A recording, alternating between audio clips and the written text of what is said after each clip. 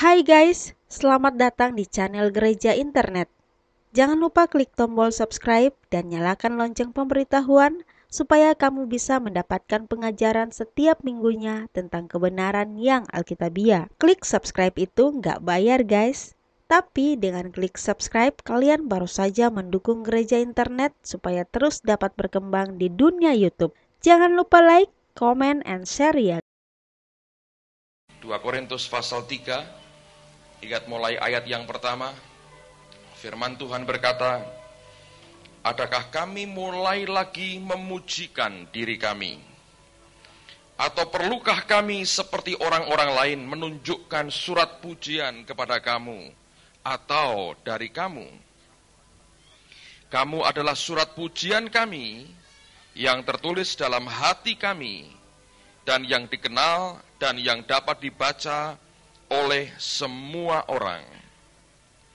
Perhatikan pada ayat yang ketiga, firman Tuhan berkata, karena telah ternyata bahwa kamu adalah surat Kristus yang ditulis oleh pelayanan kami, ditulis bukan dengan tinta, tetapi dengan roh dari Allah yang hidup, bukan pada loh-loh batu, melainkan pada loh-loh daging, yaitu di dalam hati manusia. Saya mau ajak Anda perhatikan lagi pada ayat yang ketiga, karena ini ayat sangat penting sekali, dan saya ingin mendasari akan seminar hari ini dengan ayat ini. Firman Tuhan berkata, kita baca bersama-sama, 2 Korintus 3 ayat yang ketiga, 2-3.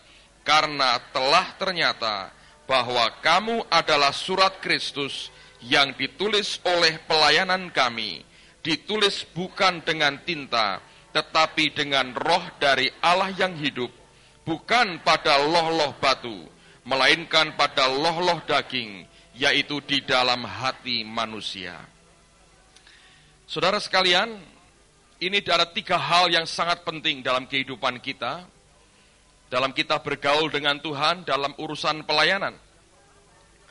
Yang pertama, firman Tuhan memberikan gambaran yang luar biasa, seperti seseorang yang ingin menulis sesuatu pada selembar kertas. Maka pena yang dipakai adalah pelayanan itu sendiri.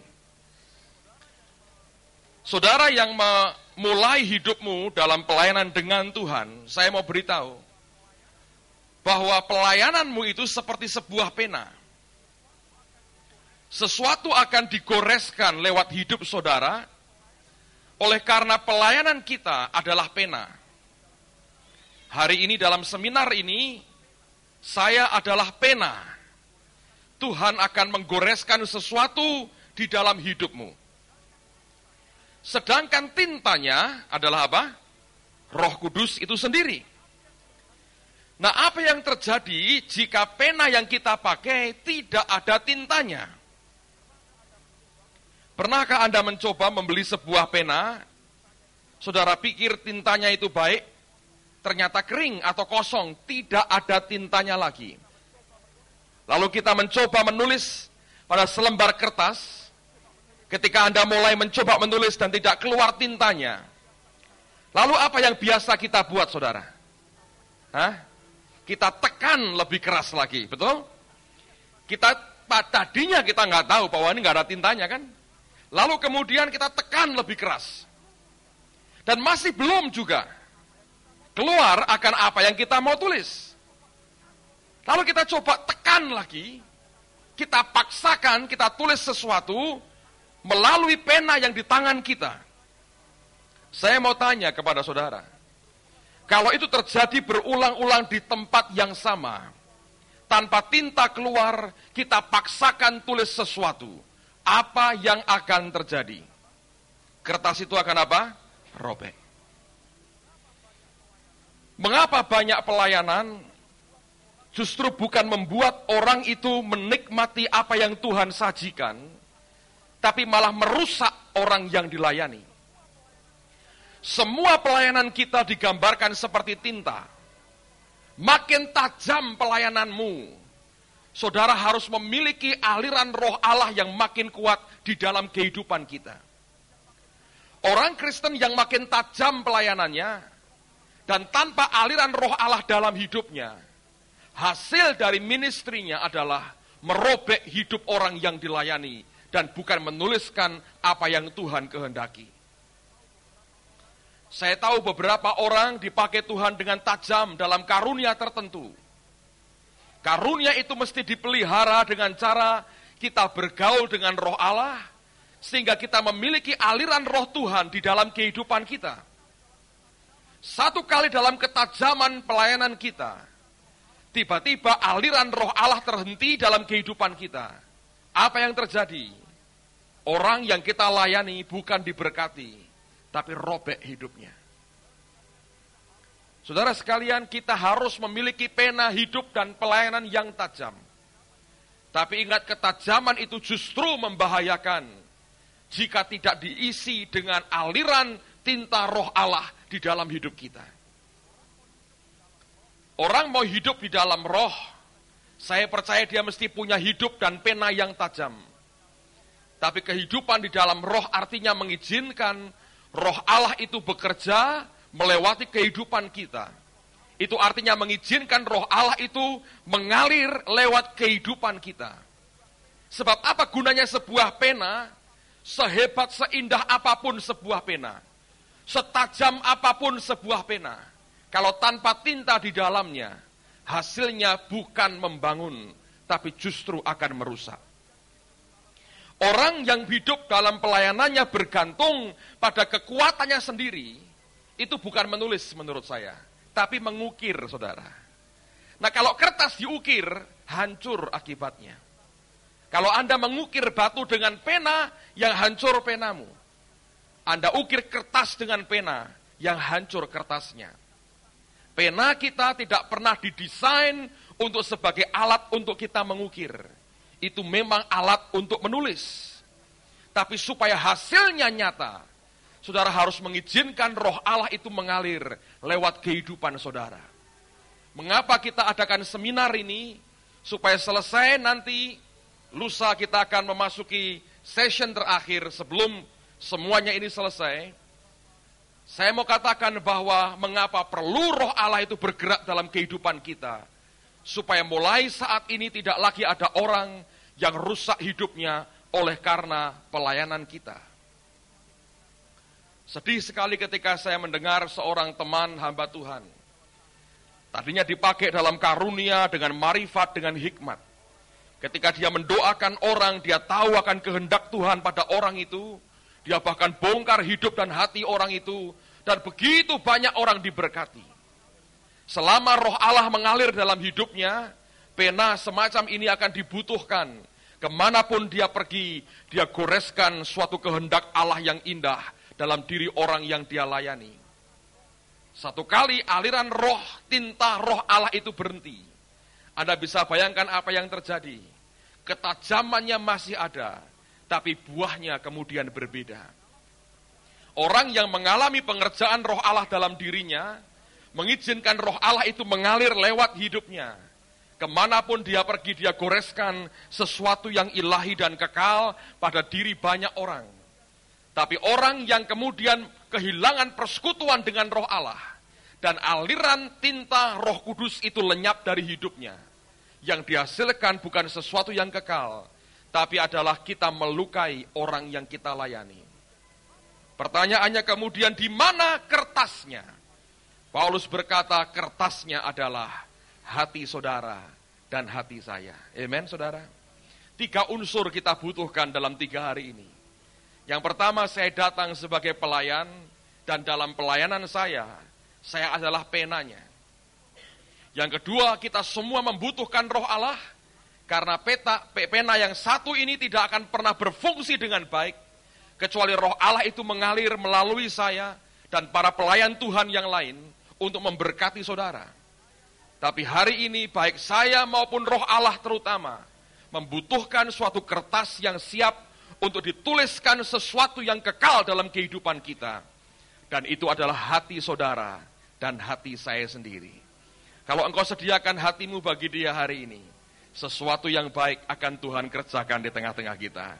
Kalau engkau sediakan hatimu hari ini, Sesuatu yang ilahi akan Allah kerjakan dalam kehidupan kita. Sesuatu yang tidak bisa dikerjakan oleh manusia akan Tuhan berikan buat kita pada hari ini. Amen, saudara. Siapa yang berharap bahwa Allah akan memberkati kita selama 3 hari ini? Saya punya pengharapan yang sangat besar bahwa Allah akan memberkati kita.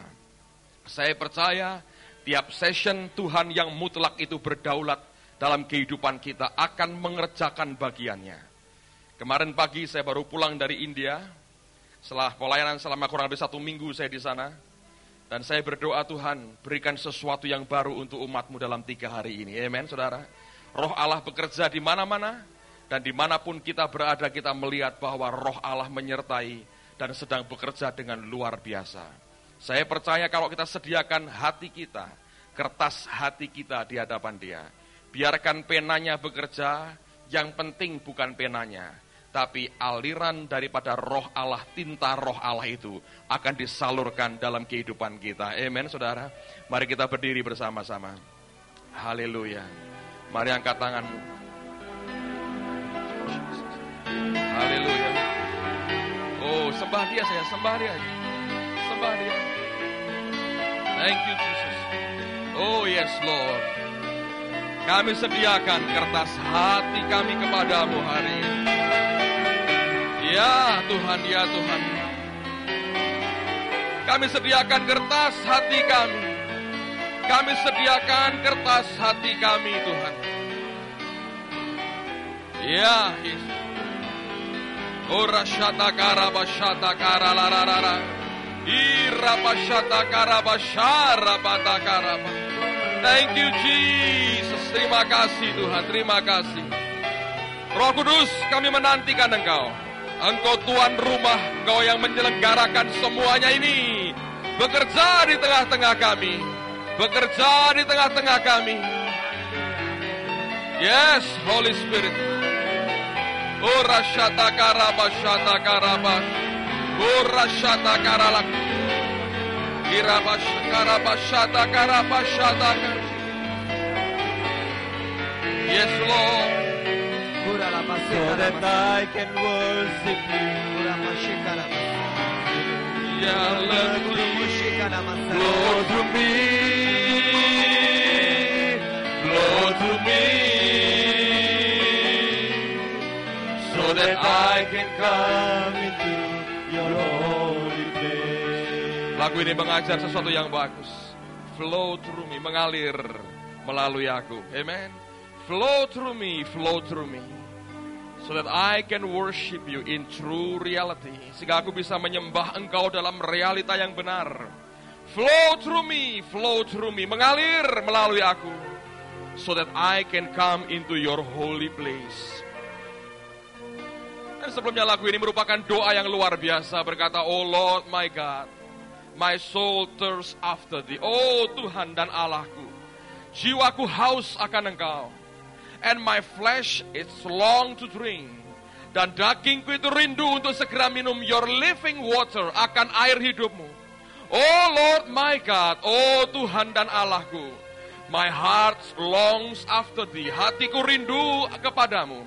Like a river come and flood this thirsty land. Biarkan seperti sungai yang datang dan membanjiri akan tanah yang haus ini. Dan dia berkata, flow through me, so that I can worship you in true reality. Flow through me, so that I can come into your holy place. Amen. Mari angkat tanganmu. Dia membutuhkan hati semua kita malam ini.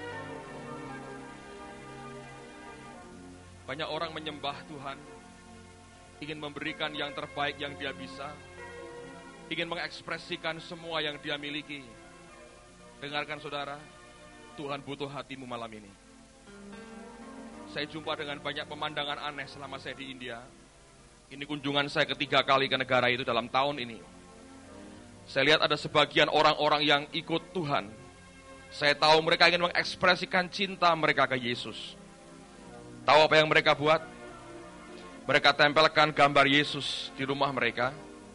Di gambar itu mereka kalungkan dengan untaian bunga melati. Di depannya mereka beri lampu. Sebagaimana dulu mereka menyembah ilah-ilah mereka, mereka coba ekspresikan yang sama kepada Yesus. Saya lihat di tempat lain, orang pasang patung dewa mereka dari material keramik yang bagus sekali. Mereka taruh di sebuah ruang kaca di pinggir jalan, dan mereka sembah akan patung itu. Di sisi yang lain saya pernah melihat orang bangun patung Yesus, indah juga. Mereka taruh bunga, mereka sembah patung yang sama. Dalam hati Tuhan berkata, lihat betapa mereka disesatkan. Yang aku butuhkan hati mereka. Saudara tahu Allah butuh hatimu malam hari ini? Jangan berikan apapun kecuali hatimu hari ini. Kalau engkau buka hatimu bagi Dia, pena ini bisa menulis sesuatu dalam hatimu. Bukan karena ketajaman penanya, tapi roh Allah yang mengalir lewat di dalamnya akan menuliskan sesuatu. Yang Dia butuhkan hari ini, berita Tuhan cuma satu. Dia butuh hatimu, saudara. Ada orang-orang sudah mulai jauh dari Tuhan, balik ke Dia, saudara. Engkau sudah mulai merasakan aliran roh Allah tersumbat dalam hidupmu. Engkau belum pernah lahir baru, hidupmu suam. Engkau ikut Tuhan sekedar engkau beragama. Saya mau beritahu saudara, itu kesalahan besar dalam hidupmu. Seperti orang disediakan makanan terbaik, dan engkau tolak, engkau hanya mau sisa dan sisa-sisanya saja. Dia berikan yang paling baik. Dia berikan yang paling baik. Ketika makanan disajikan, ada orang-orang begitu bodoh, yang diambil piringnya, dia buang makanannya. Saya beritahu kalau hanya engkau beragama saja, seperti kau diberi makan, kau ambil piringnya, engkau buang makanannya. Rumah makan, restoran tidak jual piring, dia jual makanannya. Itu hanya tempat untuk menaruh makanan itu. Apa yang orang katakan sebagai agama Kristen, hanya piringnya. Isinya adalah Yesus Kristus Tuhan sendiri. Dan Dia membutuhkan, Dia mau hatimu, Dia mau hatimu. Saya mau ikuti kehendak Tuhan. Ada orang yang hari ini engkau harus berikan hidupmu bagi Dia. Tuhan sedang jamah hidupmu, dan Tuhan berkata, aku butuh hatimu hari ini. Engkau dengar suaranya, aku butuh hatimu. Engkau belum lahir baru, engkau mundur dari Tuhan. Engkau merasa kering hari ini, engkau merasa tidak berdaya apa-apa. Kekristenanmu engkau undur dari Tuhan terlalu jauh. Engkau mau, Tuhan, aku mau kembali kepadamu. Mengalir lewat aku kembali. Ada orang-orang seperti itu yang harus bertobat dan kembali ke Tuhan. Memberikan hidupnya total bagi Dia. Memberikan hidupnya kembali ke Dia. Saya mau tantang, apakah engkau cukup berani mendengar panggilan Tuhan? Kalau engkau merasa engkau orangnya maju ke depan, saya berdoa buat saudara. Yang merasa hari ini Tuhan tarik hatimu kembali ke Dia. Engkau sadar engkau selama ini mundur. Balik ke Dia, maju ke depan, saya berdoa buat saudara. Jangan tunggu saya selesai lalu Anda maju ke depan. Lari ke depan, saya berdoa buat saudara. Saya tahu banyak orang di sini yang mulai mundur dari Allah. Engkau tahu engkau kehilangan kasih yang mula-mula. Engkau tahu kehilangan Tuhan dalam hidupmu. Engkau yang belum lahir baru, engkau yang mau berkata, Tuhan, aku mau lahir baru. Engkau yang mundur dari Allah, engkau tinggalkan Tuhan oleh karena dunia ini. Balik ke Dia malam hari ini. Tuhan berkata, masih banyak yang harus maju ke depan. Ada orang yang tidak tahu apa-apa, saya beritahu Allah dan panggil hatimu. Dia butuh hatimu hari ini. Dia butuh hatimu. Saya tunggu beberapa detik, kalau Anda masih memberikan kesempatan, Allah memberkati engkau. Menarik hatimu kembali ke Dia. Lari ke depan, saya berdoa buat saudara. Hari ini hari kita kembali ke Tuhan. Dia butuh hati kita. Ini hari kita kembali ke Tuhan. Dia butuh hati kita. Hari ini kita kembali ke Yesus kita. Dia berkata, berikan hatimu kepadaku. Berikan hatimu kepadaku. Dan biarkan anugerahnya dicurahkan buat kita. Saya masih beri kesempatan lagi. Kalau Anda mau berkata, aku mau kembali ke Tuhan. Engkau yang belum lahir baru, engkau belum bertobat, belum dipenuhi roh Allah. Engkau butuh Dia hari ini. Saya beritahu, balik ke Dia, saudara. 1 Korintus pasal 2, mulai ayat yang pertama. Sebelum saya bacakan ini buat saudara, saya mau beritahu beberapa hal. Secara jujur, seminar ini memberkati saya luar biasa. Waktu pertama, bulan Agustus yang lalu, saya sangat diberkati dengan apa yang kita alami. Saya belajar sesuatu yang baru dari Tuhan. Saya menikmati banyak hal yang luar biasa dari Dia. Lalu bulan yang lalu, saya pun sangat diberkati. Ini kali kesekian saya dengar suaranya audible. Jam 3:30 pagi saya dibangunkan Tuhan. Keras sekali. Kalau boleh, besok atau nanti saya akan cerita. Tahukah saudara, saya yakin makanya ada sesuatu yang dia bangun luar biasa. Saya pulang dari Jakarta bulan yang lalu, saya diberi rumah oleh Tuhan, saudara. Haleluya. 250 juta rupiah. Di tengah orang bilang tight money policy, Anda cari KPR susah, bunga tinggi, kalaupun mau bank nggak keluarkan duitnya. Saya lihat modelnya kayak orang Singapura kalau jual sekarang, saudara. Kalau Anda ke Singapura, di Orchard Road, kami pernah ada teman mau beli kamera. Dia cari tipe ini katanya. Oh ada, harganya diberi murah sekali. Terus dia bilang, ada tipe lebih bagus. Dicarikan tipe lain, ini lebih canggih, lebih bagus. Dia kasih harga lain, yang harganya normal atau tinggi. Teman saya bilang, enggak lah, yang tadi aja. Oh kalau yang tadi, tomorrow katanya. Besok aja katanya. Ada enggak? Ya enggak tahu. Itu belajar nipu dari mana saya enggak tahu, orang Singapura sekarang. Jadi kayak begitulah ya. Anda mau oke, bunga tinggi. Ya maaf, lain kali aja katanya. Nggak ada duitnya. Di tengah-tengah begitu, saudara. Sudah 2 minggu ini, hampir 3 minggu ini kami menempati rumah yang baru. Rumah The House of Miracle. Beberapa teman panitia saya tunjukin fotonya. Nanti saya cerita buat saudara. Itu anugerah.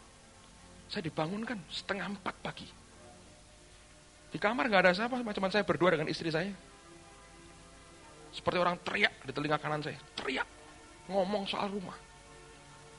Itu hari berarti Selasa pagi ya, 3:30 pagi Selasa. Kamisnya pulang dari Jakarta, Tuhan sudah tidak sabar memberikan berkat-Nya. Saya pikir saya tunggu 2 tahun lagi, 2 hari. Luar biasa. Saya simpan nanti kalau pada waktunya saya cerita buat saudara. Tapi I'm blessed. Amen. Saya baru kembali dari India kemarin pagi. Perjalanan yang cukup asik juga, saudara. India.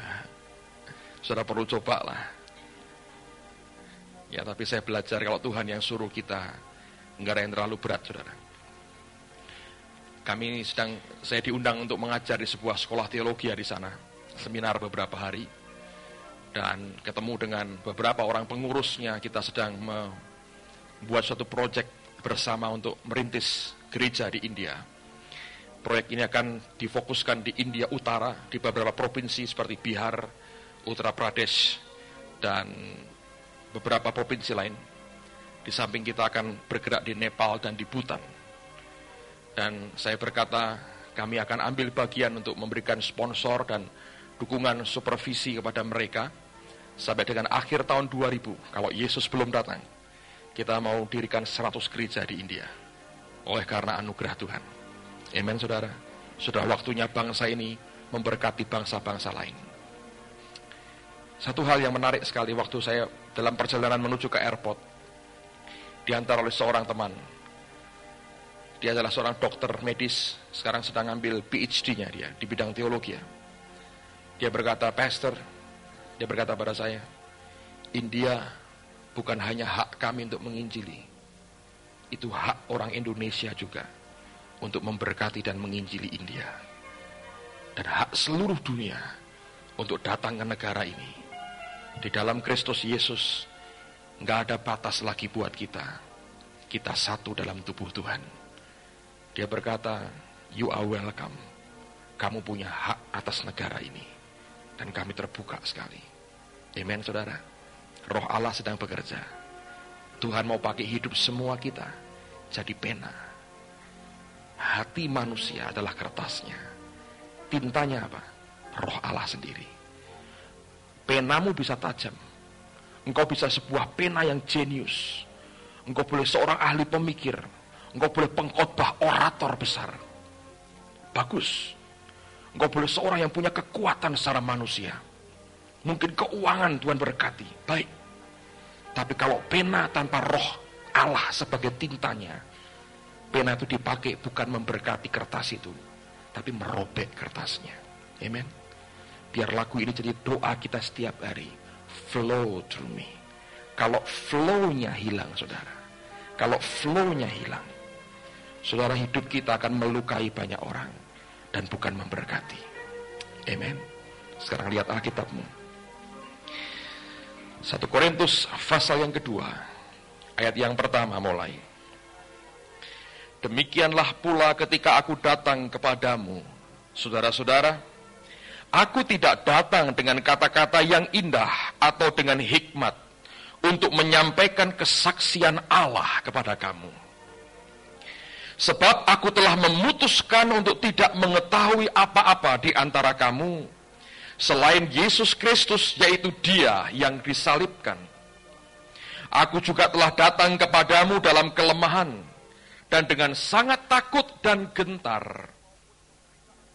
Baik perkataanku maupun pemberitaanku tidak kusampaikan dengan kata-kata hikmat yang meyakinkan, tetapi dengan keyakinan akan kekuatan roh. Supaya iman kamu jangan bergantung pada hikmat manusia, tetapi pada kekuatan Allah. Amen. Coba bayangkan akan hidup dari orang bernama Paulus. Sebelum tadi menuju ke ruangan ini dengan Pak Mul, kami sempat sharing tentang hidup dalam roh. Pertanyaannya diajukan kepada saya, mungkin Bapak sudah full time sehingga bisa hidup dalam roh. Saya bilang bukan itu jawabannya. Jawabannya adalah saya ini orang yang sudah babak belur dengan kekuatan dan kedagingan saya. Sampai saya tidak punya lagi yang namanya self-confident dalam diri saya. Yang ada adalah confident in God. Amen. Nggak lagi punya keyakinan dengan kekuatan diri sendiri. Nggak lagi ada. Dan Paulus berkata, aku datang bukan dengan kata-kata indah. Dia berkata, aku datang dengan kuasa Allah. Aku sampaikan bukan hikmat manusia. Yang aku sampaikan itu hikmat dan kuasa Allah. Supaya orang jangan bergantung pada hikmat manusia. Bergantung pada kekuatan dan kuasa Allah itu sendiri. Dan dia berkata jujur, aku datang kepadamu dengan gentar, dengan takut, dan dengan gemetar. Ini orang yang pernah menganiaya orang Kristen. Ini orang yang begitu luar biasa kalau Anda baca suratnya, baca pembelaannya, akan imannya di depan sidang agama, dia begitu berani sekali. Tapi ternyata dia buka hatinya kepada orang-orang di Korintus. Waktu aku datang kepadamu, aku datang dengan gemetar, dengan sangat takut, dengan gentar aku datang kepadamu. Dan dia berkata, aku tidak datang dengan kekuatan manusia, dengan hikmat manusia. Dia berkata, aku sampaikan semuanya dengan kuasa dari roh Allah. Dia belajar beberapa hal yang penting sekali. Orang yang hidup di dalam roh sebenarnya adalah orang yang satu kali Anda akan mengalami seperti yang saya alami. Ketika semua yang baik, yang kita pikir baik, kita coba persembahkan ke dia, tiba-tiba kita tahu hasilnya berantakan, saudara. Itulah sebabnya dia berkata, aku memutuskan tidak mau mengetahui apa-apa di antara kamu selain Dia, Kristus. Sebagai apa? Dalam posisi apa? Kristus yang disalibkan. Saudara, hal yang paling menarik dalam diri orang Kristen adalah kalau seseorang atau anak Tuhan yang lain atau bahkan Tuhan sendiri melihat tanda salib dalam diri kita. Bukan kalung salib, bukan anting-anting salib, bukan salib besar di depan rumah kita, bukan hiasan salib, tapi salib yang realitanya kita pikul setiap hari di dalam hidup kita. Dia berkata, aku memutuskan tidak mengetahui apa-apa di antara kamu, kecuali Dia, Kristus yang disalibkan. Kalau kita tidak memiliki apapun yang lain, kalau Anda tidak bisa memiliki kesaksian apapun dalam hidupmu, seandainya masih dilihat ada kesaksian dipikul salib setiap hari oleh kehidupan kita, Paulus berkata, justru yang satu itu yang aku ingin lihat, aku tidak ingin tahu yang lain, Satu aku ingin lihat, apakah sungguh salib itu nyata dalam dirimu. Kristus yang disalibkan itu jadi kenyataan dalam diri kita. Saya mengalami banyak hal, saudara. Bahkan satu kali dalam satu kurun waktu, dalam 1 tahun terakhir, pada waktu itu, semua proyek yang saya kerjakan, yang keluar dari ide saya, semuanya berantakan. Semua ide yang bagus, saya bisa pertanggungjawabkan semua yang saya rencanakan, dan kita bisa melihat kemungkinan hasilnya, kita bisa berkata, wah ini ide luar biasa, brilian sekali, berguna untuk kerajaan surga. Tapi itu keluar dari pikiran yang manusiawi. Pada waktu saya izinkan terjadi dan Allah mengizinkan, untuk meyakinkan saya sebetulnya, bahwa segala sesuatu yang bukan berasal dan lahir dari Allah, tidak pernah membawa kemajuan apapun dalam diri kita. Itulah sebabnya Paulus berkata, aku tidak akan mungkin memberikan firman ini, menyampaikan rahasia Allah ini dengan hikmat manusia. Nggak ada gunanya. Engkau bergantung pada hikmat manusia, nggak ada gunanya. Aku sampaikan dengan kuasa Allah. Dan dia berkata, kalau engkau tahu siapa aku datang bukan sebagai orang hebat. Aku datang gemetar, aku takut. Keyakinan kepada kekuatan manusiaku sudah luluh hancur semua. Yang aku miliki cuma ketergantunganku kepada kuasa Allah. Dan itu yang aku sampaikan kepadamu dalam aku memberitakan Injil Yesus Kristus kepadamu. Dan dia berkata, aku mau melihat hal yang sama, itu engkau alami dalam hidupmu. Aku tidak pengen lihat yang lain, aku gak mau dengar yang lain. Cuman satu, aku pengen melihat Kristus yang disalibkan itu ada dalam realita hidupmu. Coba buka Matius pasal yang ke-16, saudara. Injil Matius pasal yang ke-16.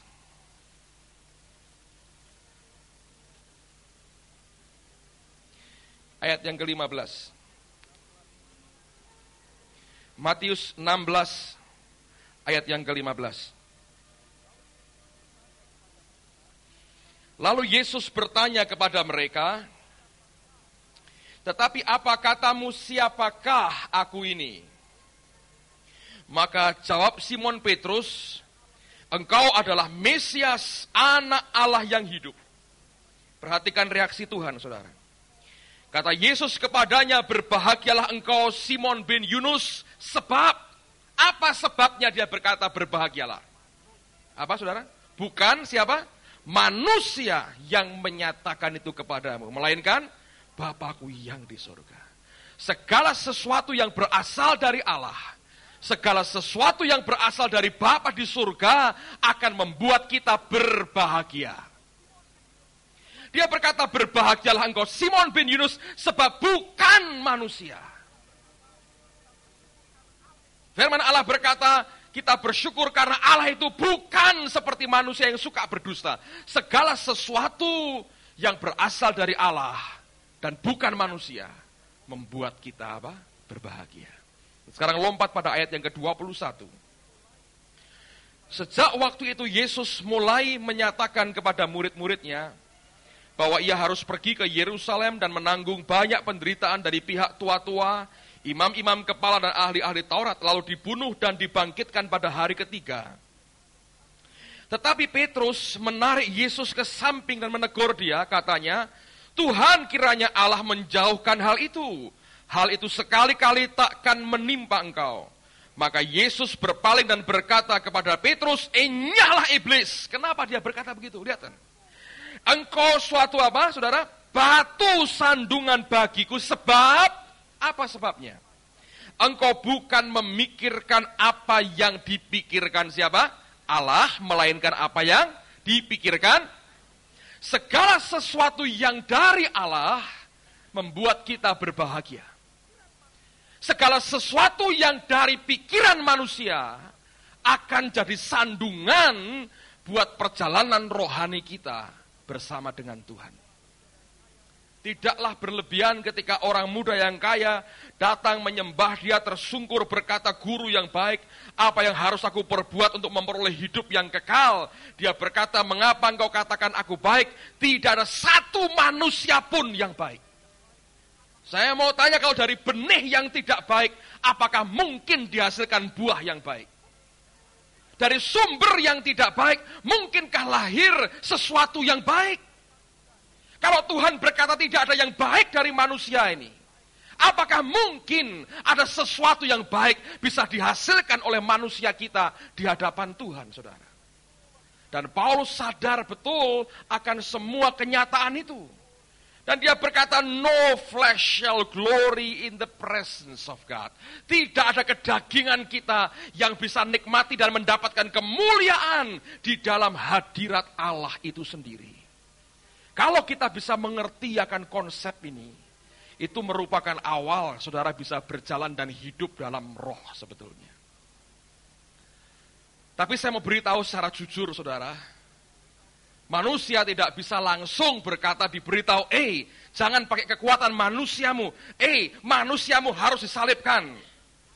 Paulus berkata, I die daily, aku mati setiap hari. Mesti ikut dong Paulus. Tapi selalu kita berkata, ya, tapi untuk membuat daging kita menyerah, tidak sesimpel itu.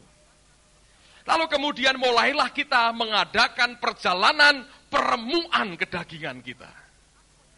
Mulailah kalau kita berkata, Tuhan, aku mau hidup di dalam roh. Mulailah kita dibawa Tuhan dalam suatu journey, perjalanan peremuan kekuatan manusia kita.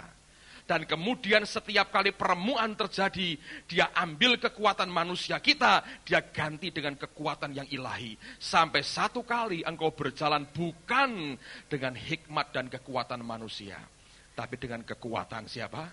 Roh Allah itu sendiri. Semua yang berasal dari Allah membuat kita berbahagia. Berbahagialah engkau Simon bin Yunus, sebab bukan manusia yang menyatakan itu. Kalau manusia yang menyatakan, dia berkata, kamu memikirkan yang dipikirkan manusia, engkau suatu batu sandungan bagiku.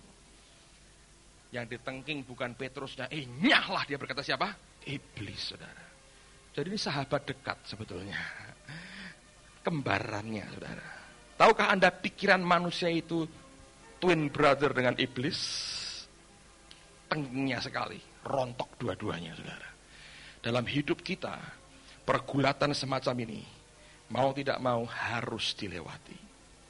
Dan itu merupakan sesuatu yang luar biasa. Saya percaya bahwa di dalam anugerah Tuhan yang besar, Tuhan akan memberikan kekuatan kepada kita hari demi hari. Dan saya percaya bahwa sekalipun kita harus melewati banyak hal yang semacam itu, kita akan menang.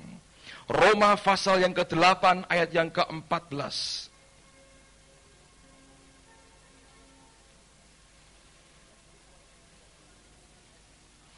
Lihat dulu mulai ayat 12. Sebetulnya ayat yang pertama Anda baca ini bagus sekali. Hidup dalam roh. Hidup oleh roh. Ini luar biasa. Lihat ayat 12. Roma 8 mulai ayat 12. Jadi saudara-saudara, kita adalah orang berhutang. Tapi bukan kepada daging supaya hidup menurut daging. Sebab jika kamu hidup menurut daging, kamu akan mati. Tetapi jika oleh roh kamu mematikan perbuatan-perbuatan tubuhmu, kamu akan hidup. Bukan karena kekuatan kita sendiri, saudara. Tapi oleh karena roh kita mematikan perbuatan kedagingan kita. Ayat 14, kita baca sama-sama, 2, 3. Semua orang yang dipimpin roh Allah adalah anak Allah.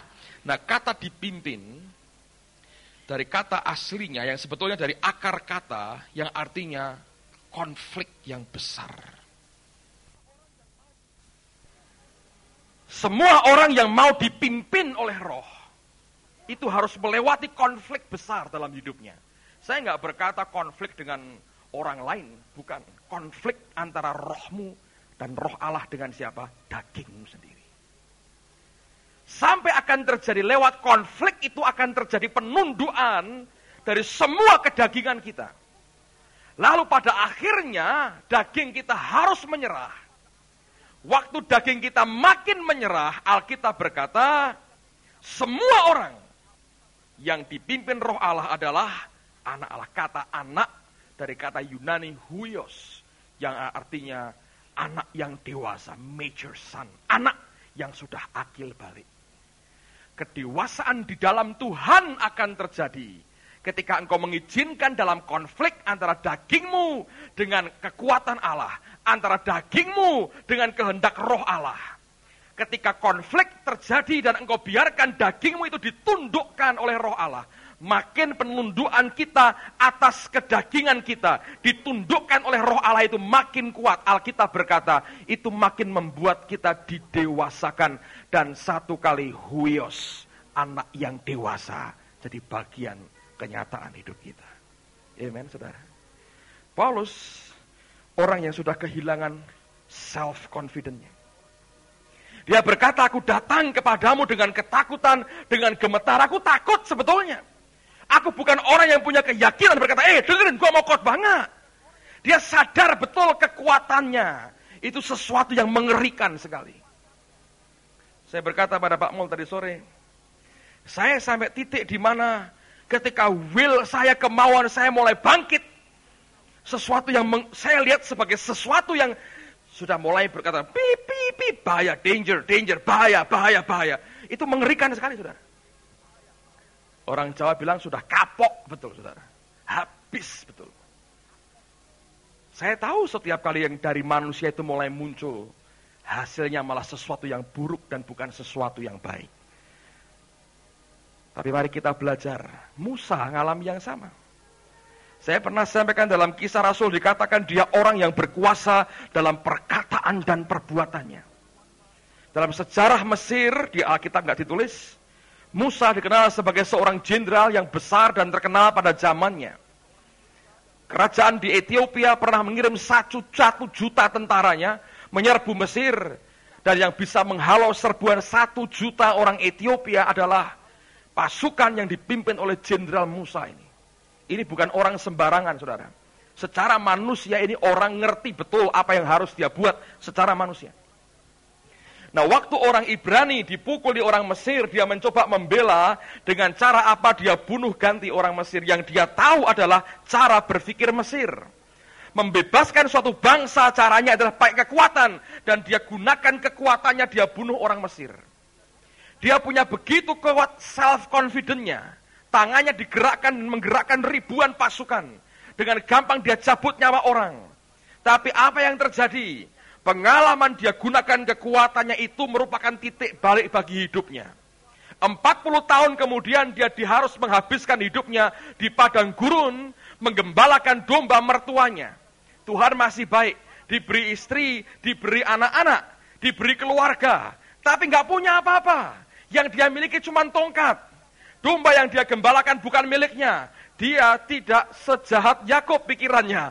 Yakub gak punya apa-apa, modal dengkul bisa kaya raya. Dia tipu sana tipu sini. Ini orang gak mau nipu, saudara. Nah, akibatnya dia gembalakan domba mertuanya. Pokoknya memantapkan hati ikut mertua. Orang Jawa bilang, madep, mantep, melu, morotuo, saudara. Pokoknya menghadap dengan mantap ikut mertua. Nah, kalau ada begini ini bukan menantu favorit saya percaya. Ada yang bakal punya menantu, coba dilihat dulu ini. Jangan-jangan kayak tadi, madep, mantep, melu, morotuo, saudara. Dengan mantap ikut mertua. Kesannya apa? Ikut mertua. Nunggu apa? Warisan. Tiap hari doanya apa? Kapan mertua dipanggil pulang? Nah, itu repot, saudara. Jangan cari yang begini, saudara, ya. Baunya bau kematian, terus isinya sama notaris baunya, saudara. Tapi ini Musa. Self-confidence-nya begitu kuat. Dan Tuhan berkata, yang beginian gua gak bisa pakai. Tapi Alkitab berkata waktu dia lahir, itu elok dalam pandangan Tuhan. Allah melihat ke depan. Hanya lingkungannya, lingkungan Mesir. Tuhan buat 2 hal. Dengerin baik-baik, saudara. Dan ini yang dialami juga oleh orang Israel. Dan mereka gagal. Hanya 2 yang berhasil. Yang pertama, Tuhan angkat dan cabut Musa dari Mesir. Tapi selama 40 tahun berikutnya, apa yang dia buat? Dia cabut Mesir dari hatinya. Untuk membuat Anda keluar dari Mesir perkara gampang. Lahir baru terima Tuhan, keluar dari Mesir. Problem berikutnya adalah bagaimana Mesir keluar dari hatimu.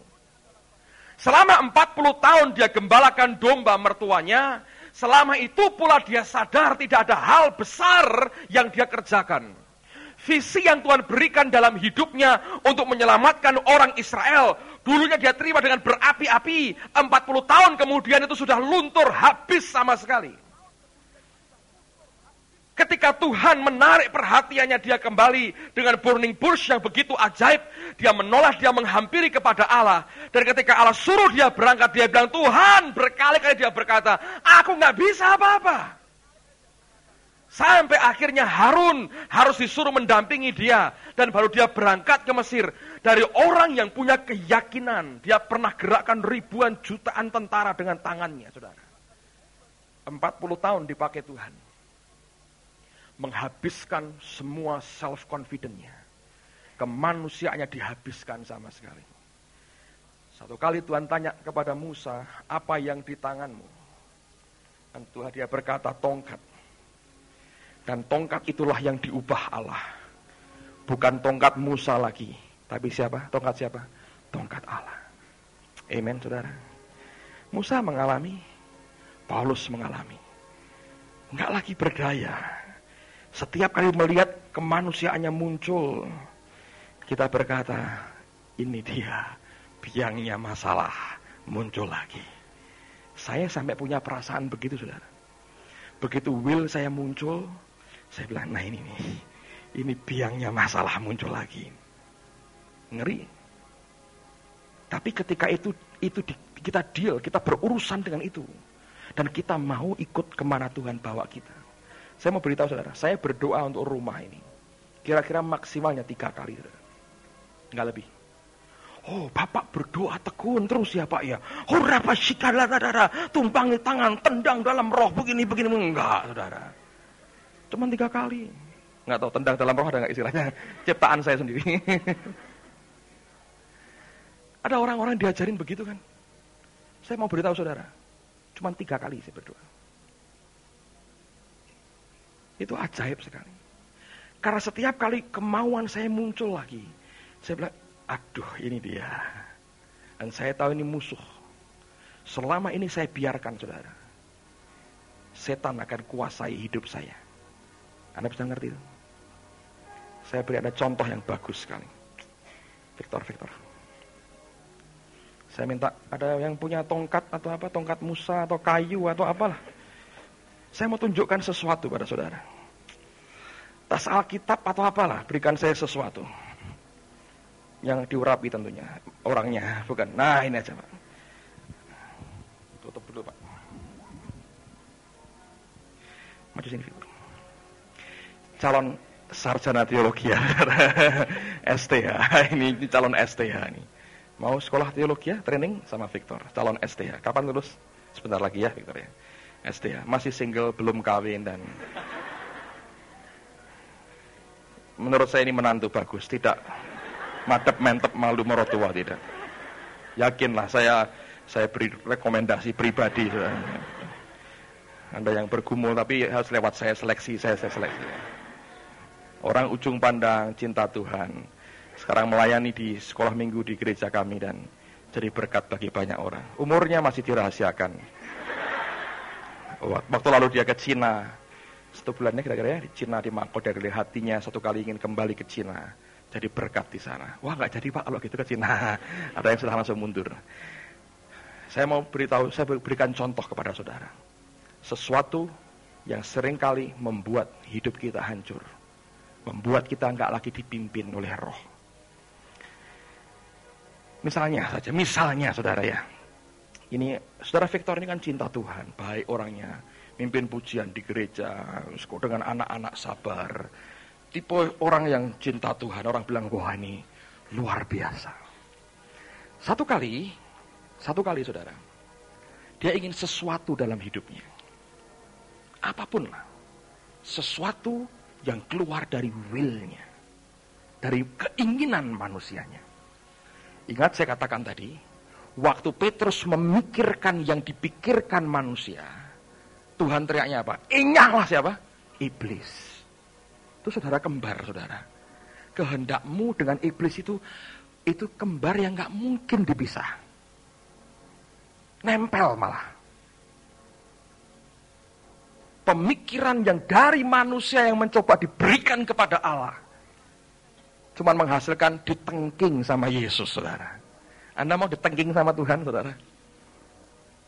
Misalnya dia punya keinginan tertentu. Oke? Apakah itu jodoh, apakah itu uang, apakah itu apa sajalah. Saya gambarkan sebagai barang ini. Permisi yang punya ya. Ini misalnya adalah sesuatu yang dia inginkan. Yang lahir dari kehendaknya. Nah, saya misalnya iblisnya, supaya nggak ada yang tersinggung, saudara ya. Kalau saya minta, Pak maju jadi iblis, marah. Saya aja lah supaya Anda tidak usah marah. Dengar baik-baik. Saya hanya mau tunjukkan kepada saudara sesuatu yang akan membuat Anda mengerti apa yang saya maksudkan. Oke? Ini jam berapa sekarang? Oke, pas selesai kita makan sampai sini, saudara. Karena dia ingin. Coba pegang Beton. Jangan dilepas sebelum saya perintahkan dilepas, oke? Kita harus main drama dengan baik, kamu ikut sutradara. Kamu ngaco, kita kacau semua. Pegang kuat, nggak boleh lepas. Saya tarik kuat pun kamu nggak boleh. Oke, nah bagus, saudara. Saya lagi coba aja. Ini barang yang sangat dia mau dalam hidupnya. Lahir dari kemauannya, bukan dari pikiran Tuhan, will-nya. Belum tentu ini dosa, saudara. Belum tentu. Mungkin ini hal yang baik. Kebutuhan yang memang dia butuhkan, mungkin. Tapi lahir dari kemanusiaannya. Dan semua yang lahir dari kemanusiaannya, warnanya mesti gelap begini, saudara. Warnanya iblis sih, soalnya. Dan siapa yang menghasilkan ini? Kerjasama. Antara segala pihak dengan iblis pasti. Dipakai, dimanfaatkan untuk mengikat anak Tuhan ini. Nah, satu kali ini dalam pelayanan nyembah bahasa roh, bahasa pararara gitu ya, nengking sana nengking sini, iblisnya datang, saudara. Apakah iblis bisa ngerasuk dia? Nggak berani. Di dalamnya ada Yesus Kristus dan darahnya menguduskan. Mana berani? Jamah begini? Oh, siapa dulu orangnya? Urapan kenceng, saudara. Jalannya aja, urapan sudah hebat. Mana bisa? Nggak berani. Lalu iblis datang, saudara. Dan dia mendekat.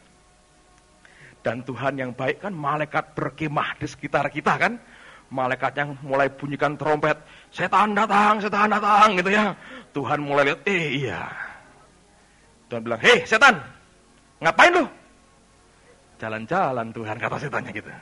Berkeliling-keliling. Beredar-edar, saudara. Anda masih suka beredar-edar? Baca dong kitab Ayub. Nah, lalu kemudian Tuhan berkata begini, ngapain lu deket-deket anakku? Enggak apa-apa. Kita enggak ada maksud apa-apa kok Tuhan, gitu ya. Tuhan bilang, jangan jamah anakku ya. Oh, enggak berani Tuhan. Apalagi nih habis seminar, urapan tebal. Mana berani saya yang jamah, enggak berani. Don't worry, jangan khawatir. Gue yang repot, jangan takutlah Tuhan. Ya, awas ya. Ya, aku lindungi. Jangan main-main. Oh, siap bos. Terus iblisnya mulai pegang-pegang barangnya. Tuhan bilang lagi, hei, lu deket-deket pegang-pegang apa itu? Enggak Tuhan, jangan sentuh anakku. Enggak berani. Yang suka nyentuh hambamu kan orang Kristen. Suka nyikatin hamba Tuhan kan orang Kristen. Kalau setan enggak berani, urapan kenceng. Yang suka berontak sama engkau kan, aku udah berontak, udah KO. Yang suka berontak kan anak-anakmu sendiri katanya. Aku enggak megang dia. Tapi lu pegang-pegang, kata Tuhan. Enggak, ini barangku sendiri kok yang saya pegang. Sih? Nyentuhnya enggak, saudara. Ngerasuk dia enggak. Apalagi pakai bed seminar gitu, ngeri dah. Tapi yang dia pegang barangnya sendiri, boleh kan? Tuhan, ini kan milikku sendiri. Tuhan yang adil berkata apa? Oh betul, itu milikmu. Dipegang boleh dong Tuhan? Boleh. Nah, iblis mulai pegang. Ngapain? Ya udah dipegang aja. Gandengan beberapa saat gitu. Berjalan mesra dengan iblis. Lalu kemudian Tuhan ada tugas buat anaknya. Victor, berjalanlah ke arah pintu belakang. Iblisnya kan dengar. Lalu Tuhan, dia bilang, Victor mau ke belakang, tapi aku mau ke samping kok, katanya. Dia bilang, Victor ke belakang. Setan bilang, tapi aku mau ke samping kanan kok. Tuhan, aku gak ngelanggar perintahmu loh. Engkau gak ngomong sama aku kan? Ngomong sama anakmu. Betul kata Tuhan. Makanya tapi aku mau ke kanan kok. Dan aku mau bawa barangku. Tapi will-nya dia, kehendaknya dia, kemauannya dia begitu kuat atas barang ini. Dia nggak mau lepas. Selama dia nggak mau lepas, iblis akan menggerakkan dia ke arah yang berlawanan dengan kehendak Tuhan, saudara.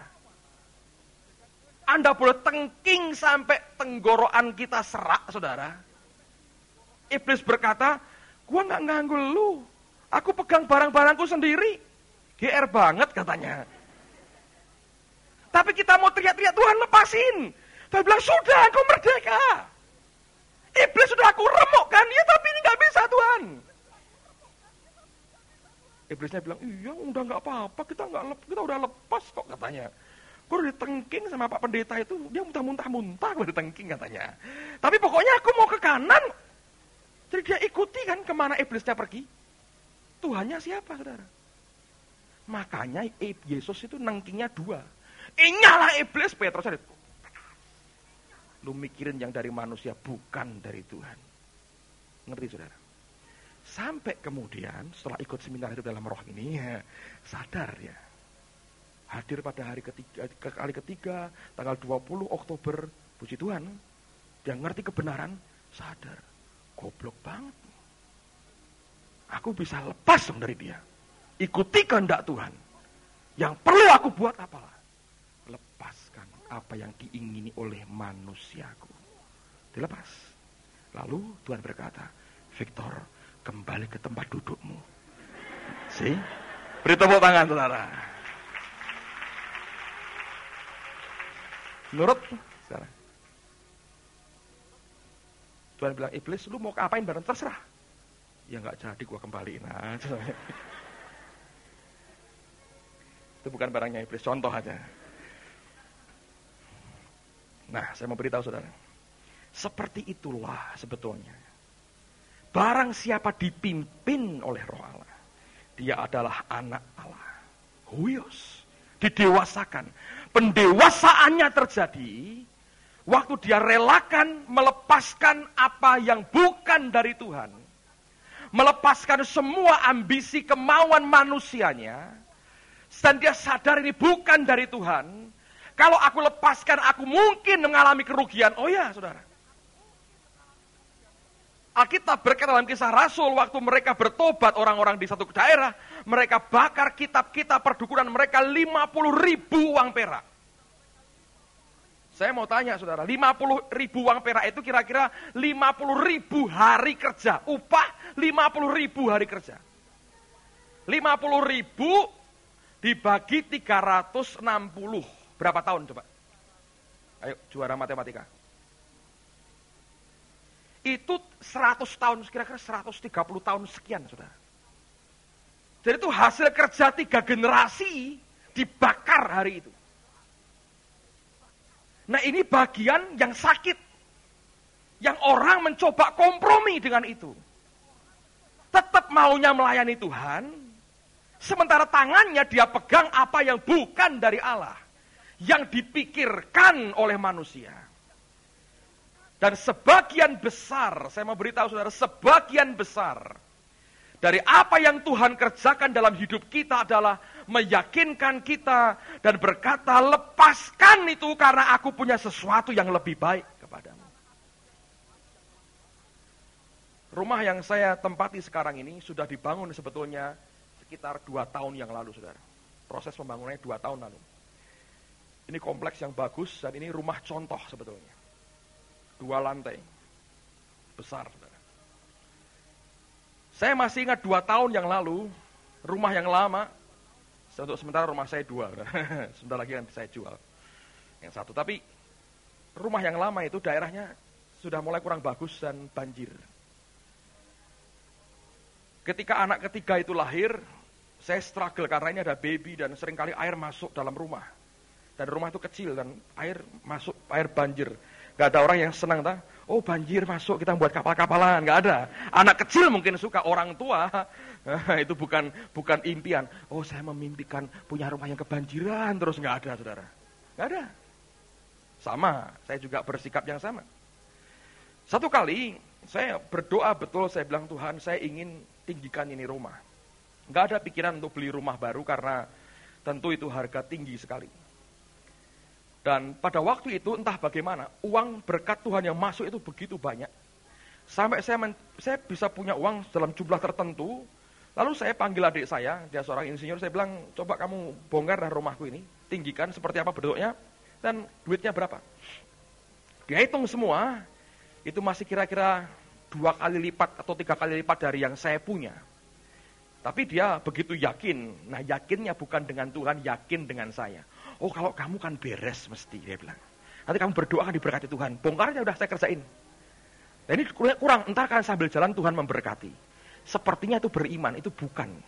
Dia hanya yakin dengan kakaknya aja saudara. Tapi dia nggak yakin tuh dari Tuhan. Gambar sudah selesai, saya sudah senang dengan gambar itu. Nah saya sudah dalam persiapan mau kontrak rumah. Ada jemaat yang punya 2 rumah, yang bersebelahan, saya mau kontrak yang satu karena kosong. Dia senang juga, dia mau berikan rumah itu kepada saya dengan harga yang murah sekali. Saya bilang hanya saya pakai sampai rumah kami selesai diperbaiki. Wah dia bilang senang sekali Pak, kita bertetangga, bisa sharing terus. Iya kamu senang, saya nggak senang saudara. Sharing terus. Itu maunya dia begitu, jadi senangnya saya, aduh ini pendeta saya pindah di sebelah saya, aduh tiap pagi halo sharing, aduh saya yang sebel tiap hari sharing.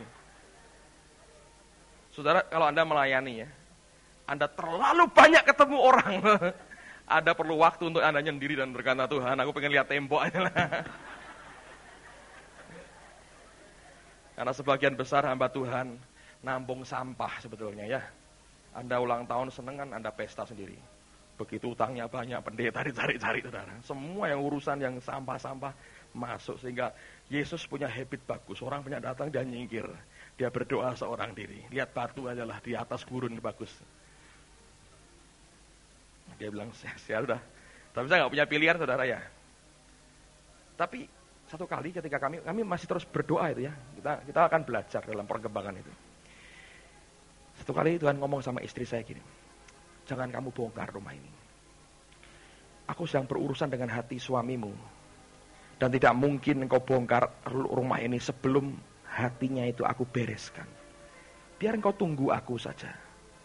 Terus dia ngomong ke saya, kok Tuhan bilang kita nggak boleh ya bongkar rumah ini. Nah terus, ya udah biarkan gini aja. Saya merasa damai sekali. Saya bilang, baik Tuhan, saya nggak mau untuk apa ini, bongkar rumah ini. Tapi ada yang lucu, saudara. Satu kali adik saya itu mencoba ngitung begini. Dia kadang-kadang dia yakin, kadang-kadang dia nggak yakin, saudara. Dia bilang ini, gimana ya kalau seandainya kakakku ini nggak punya duit bener? Oh mungkin dia bisa pinjam bank. Dia nggak tahu, saya sudah nggak mau. Dia bilang, oh mungkin pinjam bank ya. Dihitung sama dia. Itu dihitung, saudara. Saya nggak tahu ngitungnya gimana. Dia tunjukkan pada saya ngitungnya. Tiap bulan angsurannya berapa tahu? 666.666,666. Antikris total, saudara. Dihitung jatuhnya 666,666. Di kalkulator itu 66 terus. Total daging. Mami saya dengar gitu, telepon saya, dia bilang, jangan. Setan ini bukan Tuhan. Saya bilang, I know. Jadi itu mengkonfirmasi kita harus berhenti, saudara. Batal. Saya telepon sama jemaat saya ini, wah minta maaf kami batal. Wah nggak jadi sharing Pak katanya ya. Puji Tuhan. Sharing ngomongnya. Lalu kemudian saudara, ya sudah kami bertahan dengan apa yang ada. Apa yang kami buat tanggul dari papan. Tekniknya ada. Nggak jalan juga, dari depan tertutup, nyumber dari tengah airnya kalau banjir. Lalu Januari lalu kami ke India. Di India Tuhan kerja, 12.400 mahasiswa kumpul. Saya menyampaikan firman, saya melayani mereka. Saya pergi bertiga dengan istri saya, dengan Ibu Linda Bernard, adik iparnya Pak Niko, kami melayani di India. Pulang dari India hati berkobar-kobar, wah luar biasa, Allah kerja. Sampai di rumah diberitahu, Pak Ardian yang jemput saya, rumahmu kebanjiran katanya. Siang itu, minggu itu saya ngungsi di rumah dia, tidur siang di sana, istirahat di sana. Saya lihat rumah saya lumpur semua, ngeri sekali. Malamnya saya paksakan Saya tidur rumah, saya bantu istri saya dan membantu saya untuk bersihin. Ya sudah, mau dipugar, Tuhan bilang tidak. Dan sekian bulan kemudian kebanjiran lagi. Ya sudah, mau apa saudara? Waktu proses nunggu itu yang berat. Ketika saya diberi rumah kemudian oleh Tuhan, saya sadar bahwa rumahnya itu dibangun kira-kira pada waktu yang sama. Waktu kami berkata, baiklah kami batalkan. Tuhan itu Allah yang luar biasa. Dia kerja yang tidak kelihatan. Daniel ketika berdoa, Gabriel berkata pada hari yang sama, waktu engkau berdoa, Tuhan sebetulnya langsung mengutus aku. Kadang-kadang delivery-nya, pengirimannya agak berbeda waktunya, saudara. Tapi pengerjaannya tidak pernah ditunda. Amen, saudara. Sementara kita menunggu itu, apakah kita rela daging kita dirobek dan dihancurkan? Dan diganti dengan apa yang berasal dari rohnya sendiri. Nanti pada bagian kedua kalau Tuhan izinkan, saya mau ajak Anda lihat tentang hidup Abraham. Jungkir baliknya orang ini dengan Tuhan. Kita sudah belajar Yakub, saya mau ajak Anda belajar tentang Abraham. Jungkir baliknya dengan Tuhan. Nanti pada sesi yang terakhir, pada hari yang ketiga, kalau Tuhan izinkan kita akan buat perjamuan kudus bersama-sama.